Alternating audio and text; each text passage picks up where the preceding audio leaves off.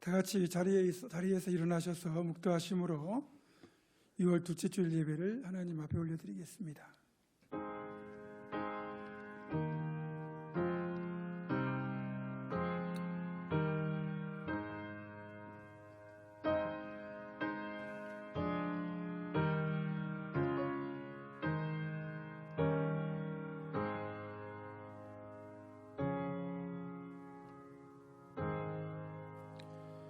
오라 우리가 여호와의 산에 올라 하나님의 전에 이르자. 그가 그의 도를 가지고 우리를 가르치실 것이요 우리가 그의 길로 행하리라 하리니 이는 율법이 시온에서부터 나올 것이요 여호와의 말씀이 예루살렘에서부터 나올 것임이라. 하나님은 영이시니 예배하는 자는 영과 진리로 예배할지니라. 아멘.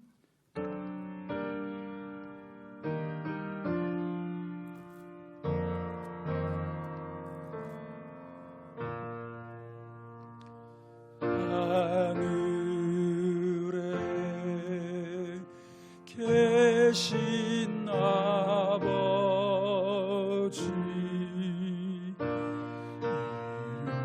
이름 거룩하사 주님 나라 임하시고 뜻이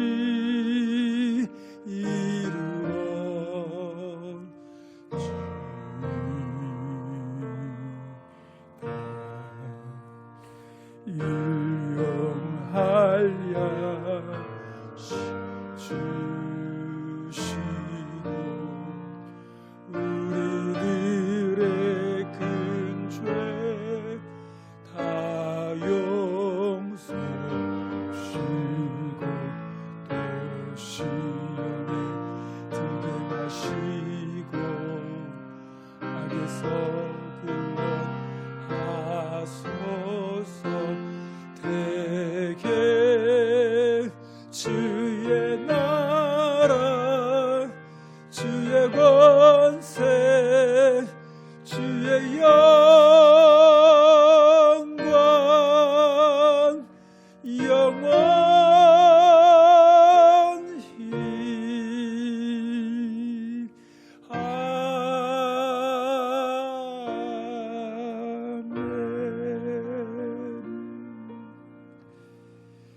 영원토록 찬양받으시기 합당하신 아버지 하나님, 우리의 예배를 받아 주시옵소서. 죄와 허물로 인하여 죽을 수밖에 없던 저희들을 십자가 은혜로 구원하여 주시고 이렇게 거룩한 자녀 삼아 주심을 감사드립니다. 이 은혜를 생각할 때마다 우리의 심령에는 감사가 충만하고 우리의 입술에는 찬양이 넘쳐납니다. 감사와 찬양으로 드리는 오늘의 예배가 하나님께서 기뻐하시는 영과 진리의 예배, 거룩하게 구별된 예배, 성령님께서 충만하게 임재하시는 복된 예배가 되기를 간절히 소망합니다. 예비하신 복과 은혜가 풍성한 시간 되게 하여 주시고 오직 성삼위 하나님께만 영광이 되기를 간절히 원하오며 거룩하신 우리 주 예수 그리스도의 이름으로 기원하옵나이다. 아멘.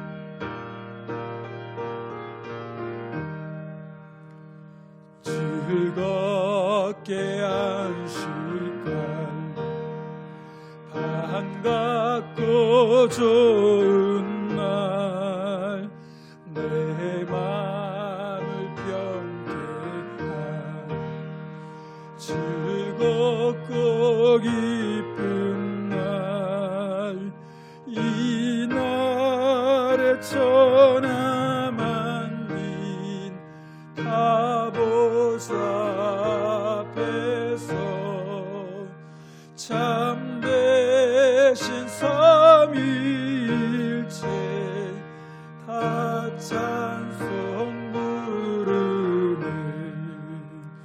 이 날에 하나님 조금씩 내리네. 성애로 모이라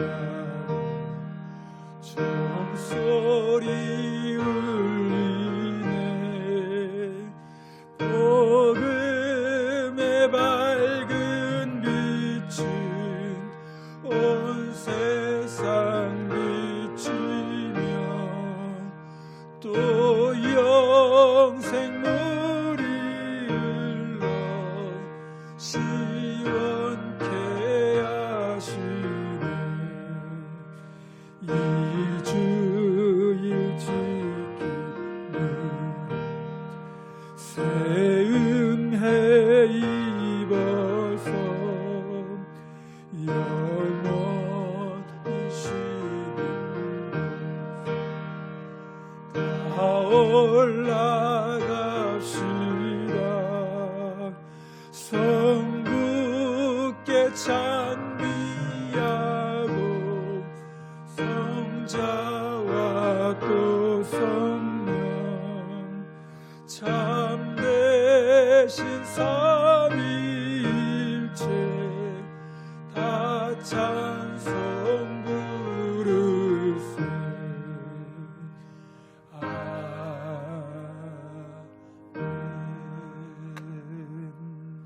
아멘. 이 시간에는 지난 일주일을 살면서 지었던 하나님과 나 자신만이 하는 은밀한 죄를 정직하게 고백하며 조용히 참회의 기도를 드립니다.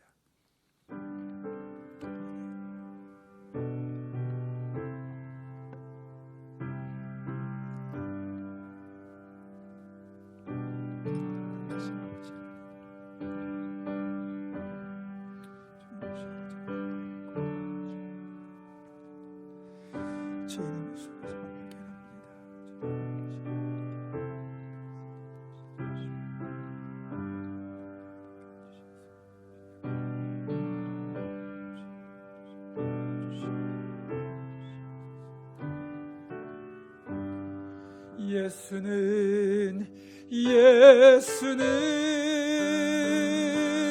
우리를 깨끗게 하시는 주시니 그의 피 우리를 눈보다 더이게 하셨네. 만일 우리가 우리 죄를 자백하면 그는 미쁘시고 의로우사 우리 죄를 사하시며 우리를 모든 불의에서 깨끗하게 하실 것이라. 그러므로 이제 그리스도 예수 안에 있는 자에게는 결코 정죄함이 없느니라. 아멘. 다 같이 사도신경으로 우리의 신앙을 한 목소리로 고백합니다. 나는 전능하신 아버지 하나님 천지의 창조주를 믿습니다. 나는 그의 유일하신 아들 우리 주 예수 그리스도를 믿습니다. 그는 성령으로 잉태되어 동정녀 마리아에게서 나시고 본디오 빌라도에게 고난을 받아 십자가에 못 박혀 죽으시고 장사된 지 사흘 만에 죽은 자 가운데서 다시 살아나셨으며 하늘에 오르시어 전능하신 아버지 하나님 우편에 앉아 계시다가 거기로부터 살아있는 자와 죽은 자를 심판하러 오십니다. 나는 성령을 믿으며 거룩한 공교회와 성도의 규제와 죄를 용서받는 것과 몸의 부활과 영생을 믿습니다. 아멘. 자리에 앉으셔서 교동문 15번 시편 27편을 교독합니다.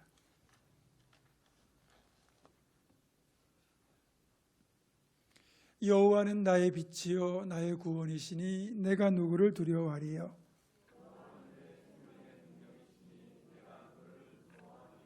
악인들이 내 살을 먹으려고 내게로 왔으나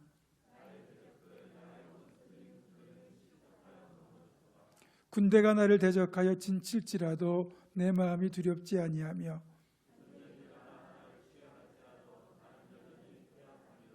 내가 여호와께 바라는 한 가지 일 그것을 구하리니 곧 내가 내 평생의 여호와의 집에 살면서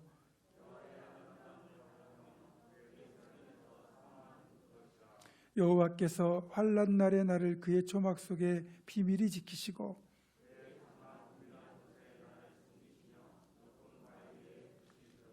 이제 내 머리가 나를 둘러싼 내 원수 위에 들리리니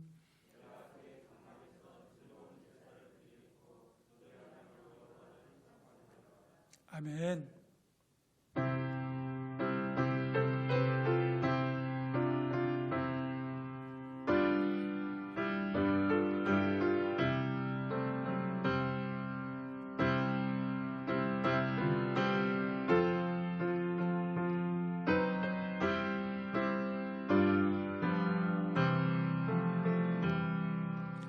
주의 곁에 있을 때 마음이 든든하오니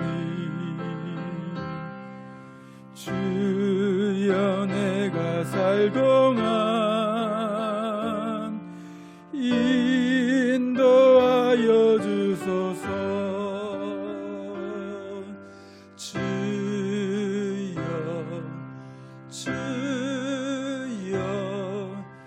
나를 인도하소서.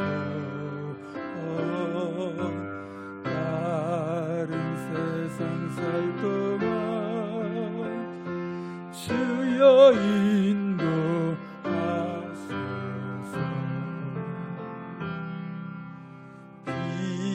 피난처인 예수여 세상 결함할 때 그 신인의 베푸사 나를 숨겨주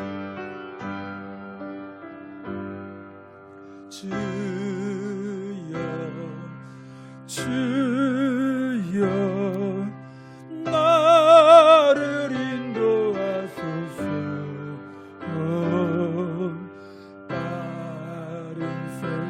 살 동안 주여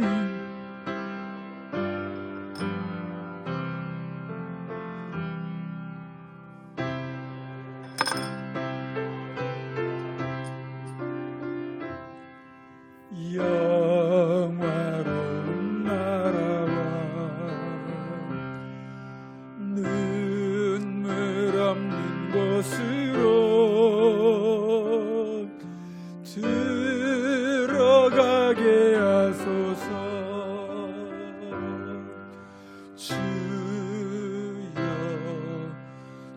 주여 나를 인도하소서. 다른 세상 살 동안 주여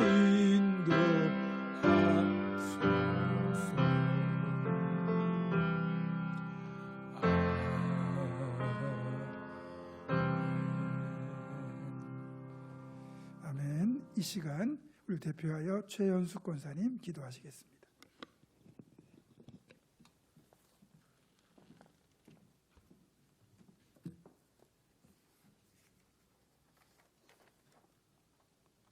사랑과 은혜가 풍성하신 하나님 아버지, 하루를 살아가며 주님께 의지하게 하시니 감사합니다. 이 시간 은혜의 부르심을 통하여 주의 거룩한 예배에 참석한 저희들을 그리스도의 놀라운 십자가의 능력으로 강건하게 하여 주시옵소서. 하지만 주님, 저희들은 자꾸 세상을 보고 세상 안에서 만족함을 얻고자 발길을 돌리는 어리석음을 저지르고 있습니다. 불쌍히 여겨 주시고 긍휼을 베풀어 주시옵소서.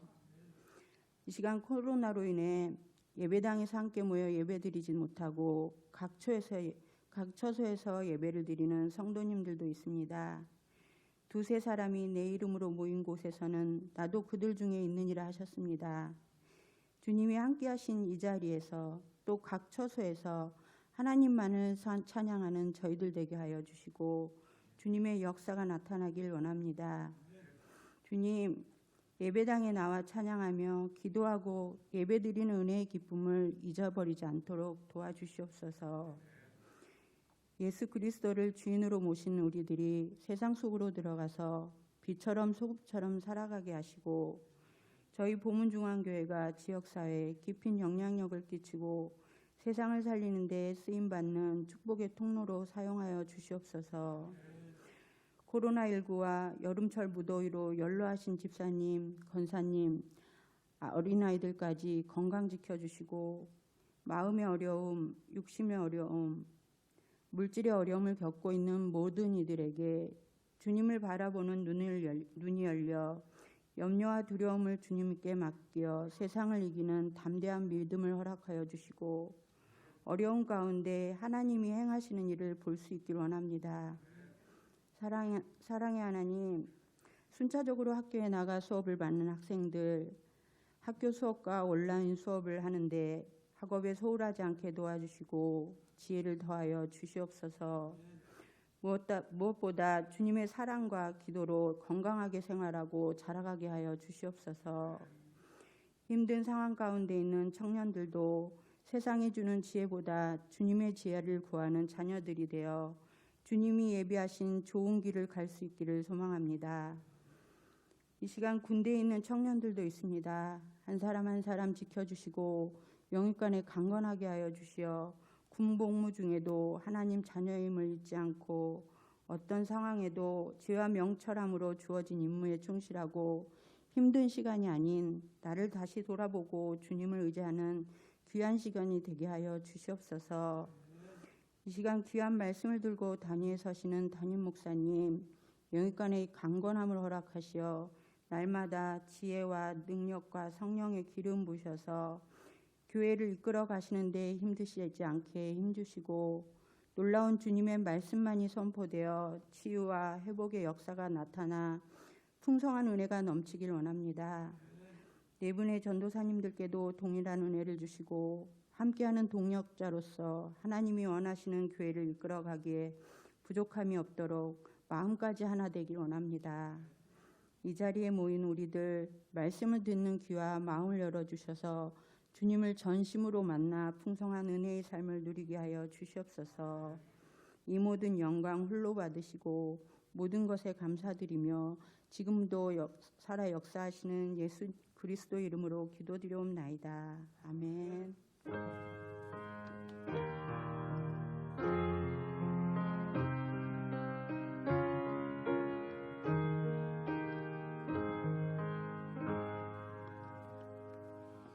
봉헌하겠습니다.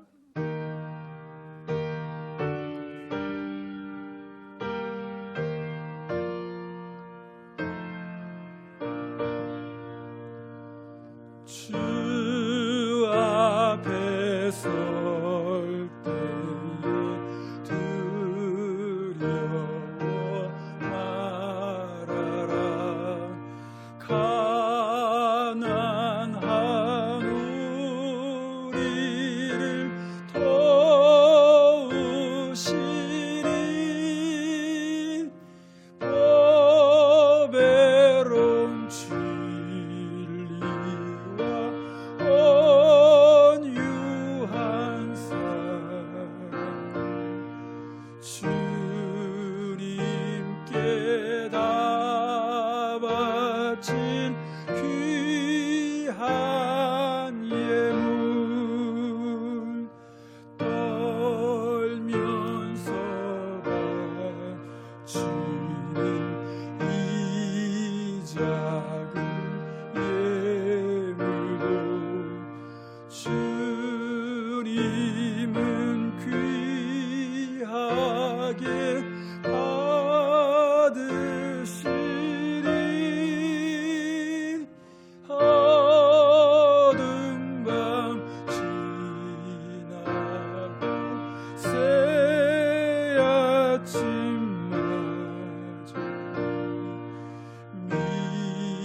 믿음과 소망을 늘 주시리.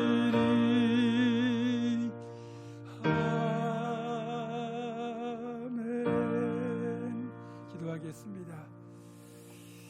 주님, 저희들 참으로 코로나19라는 어두운 밤을 지나고 있습니다. 이 밤이 영원할 것 같지만 그러나 곧 동이 트고 날이 밝아오는 것처럼 하나님의 긍휼로 또 하나님의 치료의 손길로 이 모든 사태가 해결되고 밝은 아침을 맞이할 줄 믿습니다. 그때까지 주님 우리 눈동자같이 지켜주시고 보호하여 주시고 인도하여 주셔서 우리가 정말 이 힘든 시간에도 또 주님의 은혜로 잘 견뎌내며 살아날 수 있게 하심을 믿고 이제까지 우리에게 베푸신 그 주님의 은혜와 또 앞으로 우리 함께 하실 주님의 그 손길을 믿음으로 감사하며 고백하는 주의 백성들이 그 믿음과 고백을 이 물질에 담아 하나님 앞에 올려드리오니 주님 연락하여 주시고 가장 향기로운 제물로 흠양하여 주옵소서. 드린 모든 손길들 그 형편과 처지를 그 누구보다 주님이 잘 아시오니 필요한 곳곳마다 때마다 일마다 주님이 가장 알맞은 것으로 넉넉하게 채워주시고 역사해 주셔서 궁핍하지 않게 하시고 늘 주고 돕고 섬기고 나누는 축복의 통로 생명의 강이 되어 살아가게 하여 주옵소서.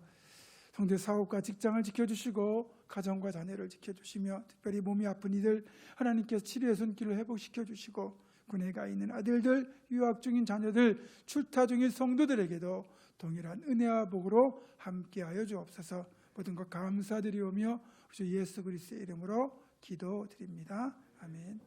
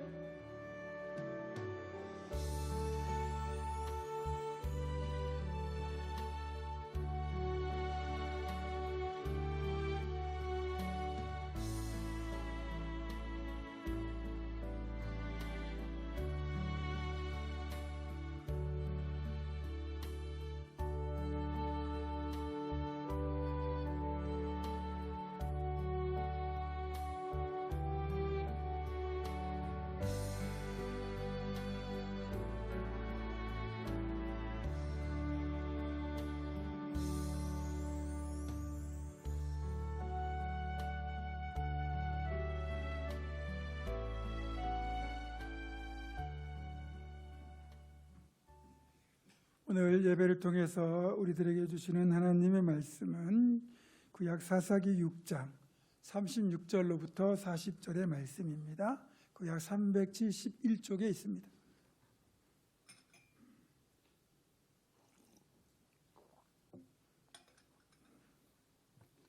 사사기 6장 36절로부터 40절의 말씀을 제가 봉독합니다. 기드온이 하나님께 여쭈되 주께서 이미 말씀하신 같이 내 손으로 이스라엘을 구원하시려거든 보소서. 내가 양털 한 뭉치를 타작마당에 두리니 만일 이슬이 양털에만 있고 주변 땅은 마르면 주께서 이미 말씀하신 같이 내 손으로 이스라엘을 구원하실 줄을 내가 알겠나이다 하였더니 그대로 된지라. 이튿날 기드온이 일찍 일어나서 양털을 가져다가 그 양털에서 이슬을 짜니 물이 그릇에 가득하더라. 기드온이 또 하나님께 여쭈되 주여 내게 노하지 마옵소서. 내가 이번만 말하리이다. 구하옵나니 내가 이번만 양털로 시험하게 하소서 원하건대 양털만 마르고 그 주변 땅에는 다 이슬이 있게 하옵소서 하였더니 그 밤에 하나님이 그대로 행하시니 곧 양털만 마르고 그 주변 땅에는 다 이슬이 있었더라. 아멘. 우리가 지난주에 살펴본 것처럼 기도는 하나님의 명령을 순종하여 과감히 바알의 제단을 헐고 아세라 목상을 찍고 그곳에 하나님을 위한 제단을 쌓고 그리고 아버지의 수술을 잡아서 하나님께 번제를 드렸습니다. 이스라엘의 회복을 위한 선결 조건을 다 이행한 거죠. 그리고 사사의 자격으로 이스라엘 전역에 사람들을 보내서 군대를 소집까지 했습니다.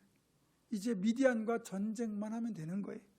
그러나 기드온에게는 문제가 하나 남아 있었습니다. 그건 다름 아닌 미디안과의 전쟁에서 승리할 자신이 없었다는 거예요. 확신이 없었다는 거예요. 그도 그럴 것이 만약에 군대를 모아서 미디안 족속에게 이길 것 같았으면 7년 동안 이렇게 압제를 당하고 있었겠습니까? 현재 이스라엘 군대, 이스라엘의 전력을 가지고는 미디안에게 이길 수 없다는 것을 기드온이 잘 알고 있는 겁니다.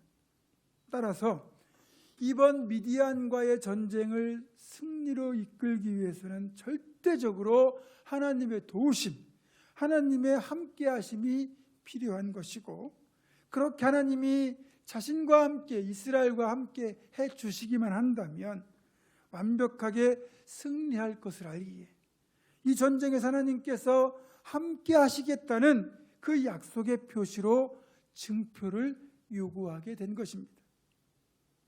기도는 먼저 이렇게 증표를 요구합니다. 하나님께서 내 손을 통하여 이스라엘을 구원하시겠다면 분명한 증표를 보여주십시오. 제가 양털 한 뭉치를 타작마당에 놓겠습니다. 그러면 밤중에 이슬이 내려서 이슬이 양털 뭉치에만 내리고 주변 마당은 바짝 마르게 해 주십시오. 참고적으로 말씀드리자면 이스라엘이 위치한 이 가나안 땅을 현대 지명으로는 팔레스타인 땅이라고, 팔레스타인 지역이라고 부릅니다. 이 팔레스타인 지역은 유목이 발달을 해서 양과 양털은 매우 흔하지요. 또 이슬도 자주 내립니다. 그러니까 구하기 쉬운 양털 뭉치와 그리고 이슬이 내리는 것을 이용해서 하나님의 증표를 기드온이 요구하고 있는 겁니다. 이슬의 경우에도 이 팔레스타인 북쪽, 그러니까 지금 이스라엘과 레바논과 시리아의 접경지대에 해발 2814m의 헬몬산이 위치하고 있는데, 우리 백두산 2750m니까 백두산보다 무려 64m가 더 높은, 꽤 높은 산이 하나 있습니다. 이제 이 헬몬산에 쌓여있던 눈이 한낮의 강렬한 햇볕에 의하여 증발을 해서 수증기가 되어 이렇게 공기를 타고 바람을 타고 이 남쪽으로 내려오다가 한밤중이 되게 되면 기온이 떨어질 거 아닙니까? 그러면 이 수증기가 응결이 돼가지고 이슬이 되어 내리게 됩니다. 그런데 이때 내리는 이슬의 양이 우리가 생각하는 것보다 훨씬 많다는 거예요. 그래서 이 내리는 이슬만으로도 땅이 촉촉이 젖을 정도입니다. 그리고 이 비가 내리지 않아도 이 이슬만으로도 풀이 자라기 때문에 유목은 가능하다는 거죠. 그 정도로 이슬이 많이 내리는 것, 이것과 양털 뭉치를 이용해서 기드온이 증표를 좀 요구하고 있는 겁니다. 자, 그렇다면 기드온이 증표를 요구했는데 그 결과가 어떻게 되었을까요? 이튿날 아침 마당에 내놓은 양털 뭉치를 확인하러 간 기드온은 마당은 분명 바짝 말라 있는데 양털 뭉치는 젖어 있는 것을 확인할 수 있었습니다. 그래서 그 양털 뭉치를 가져다가 손으로 꽉 짜니까 그릇이 찰랑찰랑할 정도로 물이 모였습니다. 솔직히 일어날 수 없는 일이 일어난 거잖아요. 기드온이 충분히 하나님 함께 하시겠구나 하는 그런 확신을 가질 수 있는 기적 같은 응답이었습니다. 여러분 보세요. 이슬이 장수를 가려서 내립니까? 이슬은 골고루 내립니다. 그러니까 양털 뭉치를 마당 한가운데 놔두었는데 주변 땅은 바짝 마르고 양털에만 이슬이 내린다는 건 일반적인 자연상으로는 불가능하고, 여기는 분명히 신의 손길이 개입이 되어야만 가능한 일입니다. 보통 이 정도면 하나님의 응답이 확실하잖아요. 그리고 기드온이 살아오면서 이런 일을 한 번도 겪어본 적이 없기 때문에 이걸 증표로 요구한 거잖아요. 그런데도 기드온은 한 번 더 증표를 요구하게 됩니다. 하나님, 제가 죄송하지만 한 번만 더 증표를 구하겠습니다. 이번에는 바꾸어서 정반대로 양털 뭉치는 바짝 마르고 주변 마당은 촉촉히 젖게 해주십시오. 기드온 요구 조건을 바꾼 거예요. 정반대 현상을 요구한 거죠. 이미 일어난 현상, 양털에만 이슬이 내리고 주변 땅은 바짝 말라 있는 것만으로도 하나님이 개입하신 것이 분명한데 100번을 양보해서 어쩌다 이런 일이 있을 수 있다고 칩시다. 만약 이번에 두 번째 기도원이 요구한 대로 정반대 현상이 나타난다 그러면 이건 우리가 요즘 뭐 로또 복권 1등에 연속으로 당첨되는 것과는 비교할 수도 없는 정말 하나님의 개입이 아니고서는 일어날 수 없는 일이라는 거죠. 그런 증표를 기도원이 또 요구한 겁니다. 그래도 하나님께서는 싫다 소리 한번 안 하시고 이번에도 기도원의 두 번째 요구를 그대로 들어주셨습니다. 다음날 아침 기도원이 다시 마당을 나가보니까 양털, 분명 마당은 촉촉히 젖어 있는데 양털 뭉치는 바짝 말라 있는 겁니다. 놀라운 기적이 연거푸 일어난 거죠. 여러분, 여기에서 기도원이 한 번도 아니고 두 번씩이나 증표를 요구한 걸 우리가 신앙적인 측면에서 어떻게 봐야 할까요? 사실 첫 번째 증표만으로도 그렇죠. 하나님의 응답이 분명한데 이 두 번씩이나 증표를 요구했단 말이에요. 이걸 신중함으로 봐야 될까요? 아니면 의심으로 봐야 될까요? 게다가 기도원은 이미 하나님이 자신을 찾아오셔서 말씀하시는 것을 자신의 눈과 귀로 분명히 보고 들었습니다. 하나님이 직접 나타나셔서 기도원을 향하여 큰 용사여 하나님께서 너와 함께 하시도다 라고 말씀하시면서 그를 사사로 부르셨습니다. 솔직히 우리 같으면 하나님이 직접 찾아오시는 이런 기도원의 체험을 한다는 게 사실 거의 어렵지 않습니까? 그래서 하나님이 직접 나를 찾아오셔서 이렇게 분명하게 말씀하셨다 그러면 우리는 이런 체험만 있어도 평생 믿음 흔들리지 않고 하나님이 무슨 명령을 하시든지 다 순종할 것 같습니다. 진짜 그럴 것 같아요. 아브라함의 경우에도 하나님이 그를 직접 찾아오셔서 너는 고향과 친척과 아버지의 집을 떠나라. 또 네 아들 이삭을 번제로 바치라고 그렇게 말씀하셨으니까 순종할 수 있었던 거 아니겠습니까? 우리라도 내 눈에 내 귀에 분명히 하나님의 모습이 보이고 말씀이 들린다 그러면 우리는 의심 없이 순종할 거예요. 아브라함이 믿음의 조상, 순종의 사람이라고 하지만 그런 하나님의 임재를 경험했기 때문에 가능했던 거 아니겠어요? 혹 하나님의 음성을 기도 중에 이렇게 내 마음속의 울림이나 또 다른 사람의 입술을 통해서 하나님이 너한테 이렇게 말씀하신다 그렇게 들었다면 반신반의할 수도 있겠지만 기도는 아브라함처럼 하나님이 직접 오셔서 그에게 말씀하시는 모습과 음성을 들었거든요. 그것만으로 충분하지 않겠습니까? 그렇게 보면 기도는 이미 하나님을 만났고 또 이렇게 첫 번째 요구한 증표가 분명히 하나님의 기적의 손길이 이미 드러났다면 왜 즉각 믿음으로 받아들이지 않고 정반대 현상을 또 증표로 요구한 것입니까? 이것을 도대체 어떻게 받아들여야 하는 걸까요? 이제는 마치 오래전부터 있어왔던 사자성어처럼 되어버린 단어가 하나 있습니다. 내로남불입니다. 내가 하면 로맨스, 남이 하면 불륜이라고 하는 말인데 좋은 의미는 아니지만 어쨌든 아전인습격으로 자신에게 유리하게 해석하려는 사람의 심리를 잘 보여주는 말이에요. 이 내로남불을 우리에게 적용하면, 우리 믿음과 확신에 적용하면 이렇게 말할 수 있습니다. 내가 주저하면 신중하기 때문이고 남이 주저하면 의심이 많기 때문이다. 이걸 기도원이 보여준 태도를 가지고 다시 말하면 기도원은 의심이 많아서 그런 것이고 내가 그러면 신중하기 때문이라고 우리가 해석할 수 있는 여지가 충분하다는 거죠. 그래서 어떤 사안을 두고 우리가 하나님의 뜻을 구하는 과정을 가질 때 신중함과 의심 사이에서 이것이 신중함인지 아니면 의심인지 우리가 갈등하는 경우가 있습니다. 이럴 때 가장 중요한 판별 기준, 이게 신중함인지 아니면 의심인지를 판별하는 기준은 다름 아닌 하나님의 관점이라는 거죠. 하나님께서 기도원이 두 번째 증표를 요구하셨을 때 어떤 반응을 보이셨는지를 보자는 거죠. 하나님께서 어떻게 반응하셨습니까? 기드온의 요구를 나무라지 않고 흔쾌히 들어주셨습니다. 만약 기드온이 의심이 가득해서 다시 증표를 요구한 거라면 하나님께서 나무라셨을 수도 있습니다. 하지만 그러지 않으셨잖아요.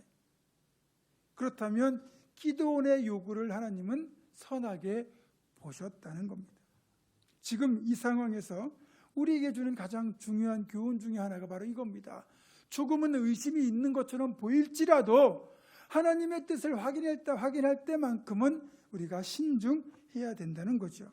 다시 말하면 모든 사안에 대하여 의사결정을 할 때 우리가 하나님의 뜻을 먼저 분명히 확인해야 되고, 확인을 하더라도 한 번의 확인만으로, 한 번의 사인만으로 덥석 의사결정을 하는 건 피해야 된다는 겁니다. 돌다리도 두들겨보고 건너는 신중함이 필요하다는 거죠. 그래서 우리는 기드온이 왜 2번씩이나 증표를 구했을까 하는 것에 주목해야 됩니다. 한 번의 증표로도 확신할 수 있겠지만 2번의 증표를 구한 것은 이것이 진짜 하나님의 뜻이 맞는지, 내가 착각한 것은 아닌지 하는, 그래서 한 번 더 하나님의 뜻을 확인하기 위함이었다는 거죠. 이것은 불신앙이 아닙니다. 철저한 확인 과정을 거치는 거죠. 그리고 최종적으로 이런 우리가 확인 과정을 거치고 또 거쳐서 하나님의 뜻이라는 것이 분명히 확인이 되면 그때부터는 생명 걸고 순종하는 겁니다. 하나님은 여러 번 증표를 구하는 기드온을 단 한 번도 믿음이 없다 책망하지 않으셨고 그와 함께 하시겠다는 증표를 이렇게 보여주셨어요. 그래서 우리가 증표를 구하는 이유가 하나님의 약속이 정말 맞는 것인지 확인하기 위한 신중함에서 비롯된 것이라면 그것 역시 절대로 불신앙이나 의심이 아니라 건강한 신앙이다, 이렇게 말할 수 있습니다.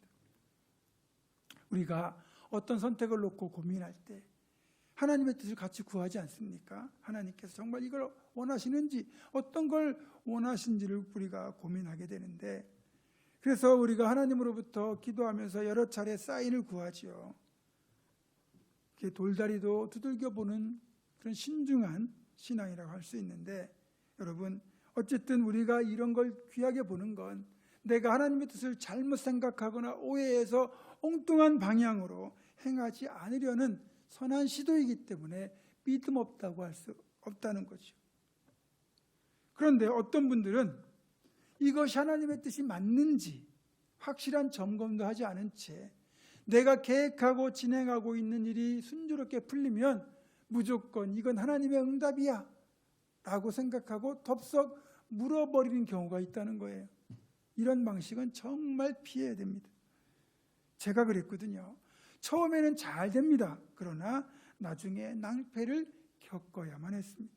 그렇기 때문에 이렇게 낚싯바늘에 매달려 있는 미끼를 덥석 물어버리는 것처럼 그렇게 낭패를 당하는 일을 피하기 위해서는 일을 시작하기 전에 반드시 먼저 하나님의 뜻을 확인하고, 일을 진행하는 중간에도 계속해서 내가 제대로 가고 있는지, 그리고 이것이 하나님의 뜻이 맞는지를 계속해서 점검해야 된다는 겁니다.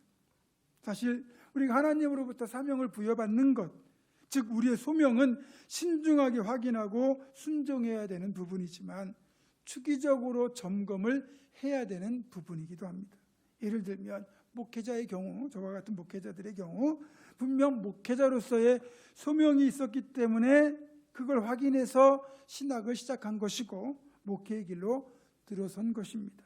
그렇다 하더라도 목회를 하는 동안 계속해서 내가 목회자로서의 부르심이 여전한지 다시 하나님께 되묻는 자기 점검이 필요하다는 겁니다.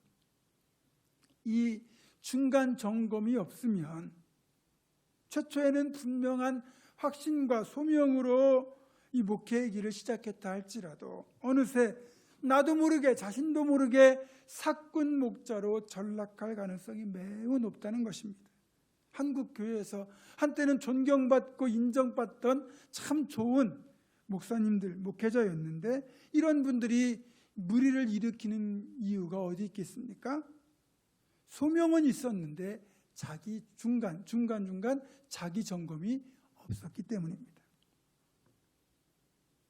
여러분도 마찬가지입니다. 내가 장로로서, 안수집사로서, 권사로서, 서리집사로서, 신앙인으로서 그렇게 하나님의 뜻대로 가고 있는지를 중간중간 점검을 해야 우리가 그렇게 넘어지고 잘못된 길로 가는 것을 피할 수가 있습니다.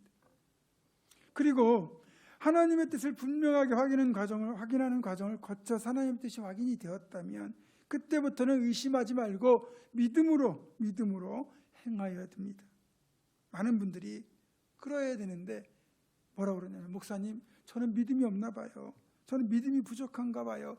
그렇게 말씀하시는데 사실 이렇게 말씀하시는 분들의 경우 엄밀하게 보자면 하나님을 향한 믿음이 없다기보다는 자기 스스로 확신이 부족한 거죠. 그러니까 연약한 자기 자신을 바라보면서 나는 믿음이 없다고 그렇게 오해한다는 겁니다. 그러나 분명히 기억하십시오. 우리는 연약하고 부족하고 믿음이 흔들릴지라도 우리가 의지한 우리의 믿음의 대상이신 하나님은 완벽하게 신뢰할 수 있는 분이라는 거예요. 그러니까 내 자신은 믿지 못해도 하나님만큼은 신뢰하신다면 여러분의 믿음은 더 이상 문제가 되지 않습니다. 믿음 없다고, 약하다고 걱정하실 이유가 없다는 거죠. 따라서 우리가 기도할 때 중요한 게 하나 있습니다. 하나님, 이것이 가능할까요? 라고 물을 필요가 없다는 거죠. 하나님은 전능하시니까 불가능한 일이 없습니다. 그러니까 모든 것이 가능합니다. 따라서 우리가 구할 것은 하나님, 이것이 가능합니까가 아니고 이것이 옳은 것입니까? 라고 이렇게 물어야 된다는 거죠. 무슨 말인지 이해하시죠? 우리가 구하는 것이 이루어질 수 있는 것인지의 여부는 전능하신 하나님께는 아무런 문제가 되지 않습니다.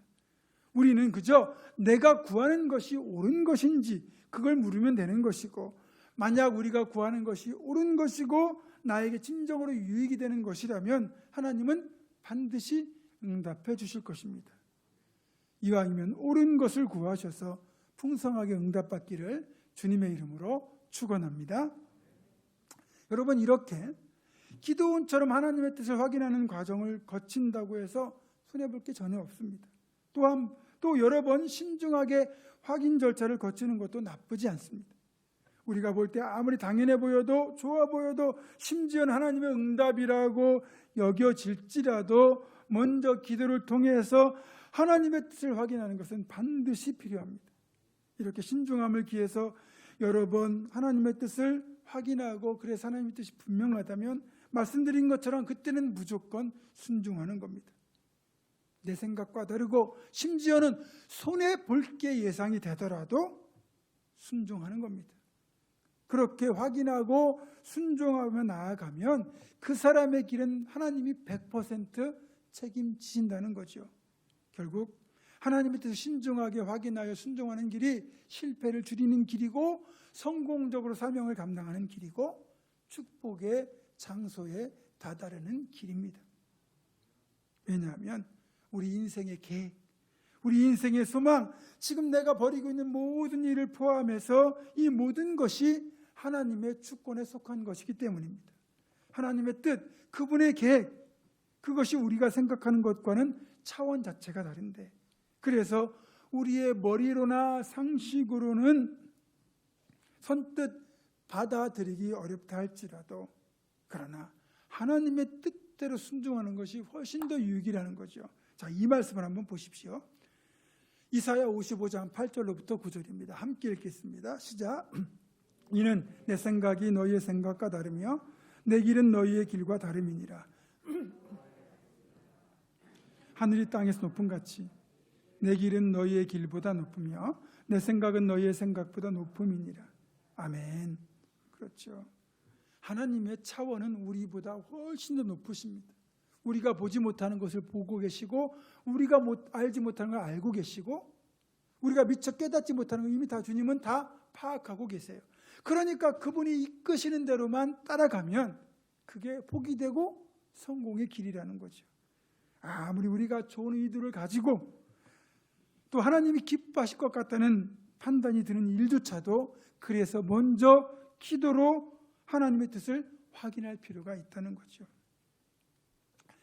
야곱이라는 인물 잘 아시죠? 참 파란만장한 삶을 살았던 인물인데 그에게는 그래도 선한 욕심이 있었습니다. 장자의 축복을 차지하고 싶은 좋은 열망이 있었던 것은 칭찬할 만한 일이지만 문제는 그 복을 받고 누리기 위해서 그걸 시도하는 과정에서 한 번도 기도로 하나님의 뜻을 구하지 않았다는 겁니다. 그런 방식으로 의사결정을 하지 않았으니까 그것 때문에 자신의 삶을 스스로 고달프게 만들었습니다. 그랬던 야곱인데 야곱이 노년의 기근을 피해서 이집트로 이주하기 전에 이제 브엘세바라는 곳에서 잠시 멈춥니다. 그리고 더 이상 그곳에서 이동하지 않고 그날밤 하나님께 제사를 드리면서 하나님의 뜻을 확인하는 과정을 거치게 됐죠.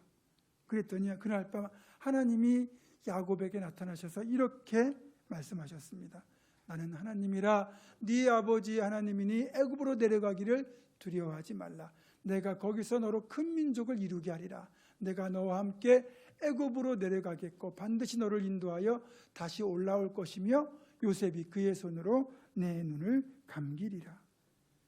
하나님은 하나님의 뜻을 구하는 야곱에게 나타나셔서 야곱을 하여금 이집트로 내려가는 것이 하나님의 뜻이요 계획임을 알려주셨습니다. 이제까지 아브라함은 이집트로 갔다가 낭패를 겪었고요. 이삭도 흉년을 피해서 이집트로 가려다가 하나님이 그를 제지하셔서 못 내려갔습니다. 그렇기 때문에 웬만한 현상으로 보면 이집트로 가는 것은 하나님의 뜻이 아닙니다. 그런데 이번만큼은 이집트로 내려가는 게 하나님의 계획 가운데 일부라는 것을 그가 기도했을 때 하나님이 알려주셨죠. 야곱은 하나님의 응답을 받고 기쁨으로 애굽 땅에 내려갈 수 있었고 그곳에서 축복하는 인생으로 살면서 자신의 인생을 아름답게 마감하게 됩니다. 다윗 같은 경우에도 그가 치렀던 모든 전쟁에서 단 한 번의 패배도 경험하지 않고 승리했던 그런 인물인데 그는 그가 치르는 모든 전쟁에 앞서 반드시 하나님의 뜻을 먼저 구하였고 그 결과가 모든 전쟁에서 승리하는 것으로 이어졌습니다. 역대상 14장 10절입니다. 다시 하나님께 물어 이르되 내가 블레 사람들을 치러 올라가리이까 주께서 그들을 내 손에 넘기시겠나이까 하니 여호와께서 그에게 이르시되 올라가라 내가 그들을 내 손에 넘기리라 하신지라. 이건 대표적인 구절이고요. 다윗은 전쟁을 하기 전마다 반드시 하나님의 뜻을 구했고 어떻게 해야 될지까지 물었습니다. 기드온과 야곱과 다윗의 경우를 통해서 우리가 깨닫게 되는 것은 이렇게 신중하게 하나님의 뜻을 확인하는 것을 하나님은 좋게 보신다 이겁니다. 또 늘 어떤 일을 결정하고 행하기 전에 기도를 통하여 하나님의 뜻을 먼저 확인하는 우리가 된다는 것이 참 복된 일이라는 거죠. 이렇게 모든 일을 결정하고 행하기 전에 하나님의 뜻을 먼저 구하는 우리 모두가 되기를 주님의 이름으로 축원합니다. 말씀을 정리합니다. 기드온은 그에게 주어진 사명이 강력한 대적 미디안과 싸워서 이스라엘을 구원해야 하는 것이라는 사실 앞에 주저하게 됩니다. 워낙 상대가 강하다 보니 승리에 대한 확신이 없는 겁니다. 하나님을 만났다고 해서 그분의 음성을 들었다고 해서 사명을 부여받았다고 해서 순종이 쉬운 것은 아니라는 것을 잘 보여줍니다. 하지만 기도는 신중하게 두 차례에 걸친 양털 뭉치의 증표를 통해서 하나님의 동행하심을 분명하게 확신했고 그때부터는 담대하게 사명의 길을 걸어갔습니다. 최종적으로는 그 확신이 있었기 때문에 300명의 군대만을 가지고 13만 5천 명의 대적을 물리칠 수 있었습니다. 여러분, 의심처럼 보일지라도 두 번에 걸친 확인, 그의 신중함이 더 큰 믿음과 확신, 순종으로 이어진 것입니다. 사랑하는 여러분, 다른 이들 보기에는 의심이 많아 보일지라도 그런 신중함이 더 지금은 필요한 시대라고 생각합니다. 하나님의 뜻을 찾고 하나님의 동행하심을 확인하기 위하여 돌다리도 두들겨 보고 건너는 태도와 같은 신중함은 하나님 앞에서 지혜로운 자세입니다. 따라서 우리는 기도와 말씀으로 하나님의 뜻을 재점검하고 확인한 뒤 확신이 오면 그때는 주저없이 순종해야 됩니다. 그러면 여러분의 삶에도 우리의 삶에도 기도원 같은 역사가 일어납니다. 신중하게 하나님의 뜻을 찾고 확인하고 확신을 통하여 기도원처럼 순종하여 놀라운 역사의 준공으로 모두가 쓰임받기를 주님의 이름으로 축원합니다. 기도하겠습니다. 신실하신 아버지 하나님, 그 무엇보다 하나님의 뜻을 확인하는 일에 신중하여 내 뜻이 아닌 하나님의 뜻을 분명하게 확인하게 하시고 하나님의 동행하심을 확신하고 그 이후에는 담대하고도 온전하게 순종하여 기도원처럼 역사를 이루는 우리 모두가 되게 하여 주시옵소서. 예수님의 이름으로 기도드립니다. 아멘. 다 같이 일어나셔서 서로 축복하며 파송에 찬양하겠습니다.